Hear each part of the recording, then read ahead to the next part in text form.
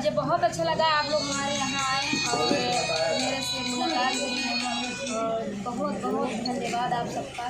और चंदा भाभी भी आई हैं, हमारे करमचंद भैया हैं, तो उनके चैनल पे एक प्यारा सा गीत मैं गाऊंगी। और हम चाहेंगे भैया आएगा हाँ दुल्हन हमारे बुढ़िया माँ और शादी की सालगिरह की भैया को ढेर सारी शुभकामनाएं।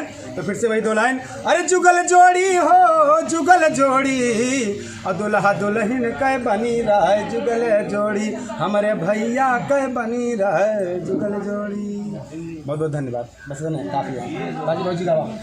भैया के पानी बड़ा खारा सजन तनी धीरे पुकारा, भैया के पानी बड़ा खारा सजन तनी धीरे पुकारा। हमरे ससुर जी के बाग बगीचा, हमरे ससुर जी के बाग बगीचा, मलिया लाग 10-12 सजन तनी धीरे पुकारा, मलिया लाग 10-12 सजन तनी धीरे पुकारा।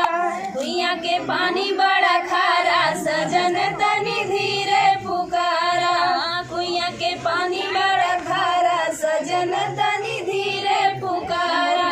हमरे ससुर जी के दारा इनारा, हमरे ससुर जी के दारा इनारा, कहरा लाग 10-12 सजन तनी धीरे पुकारा, कहरा लाग 10-12 सजन तनी धीरे पुकारा। भैया के पानी बड़ा खारा सजन तनी धीरे पुकारा, भैया के पानी बड़ा खारा सजन तनी धीरे पुकारा। बहुत अच्छा दोस्तों, कुइयाँ का पानी बड़ा खारा सजन तनी धीरे पुकारा। और ये बहुत प्यारा गाना है, ये लेकिन गाना दीदी का हम और बिजली एक बार गाए भी थे। हाँ, और हम चाहेंगे कि अर्चना भाभी हैं, आप भी बड़ी स्मार्ट लगती हैं वीडियो में, तो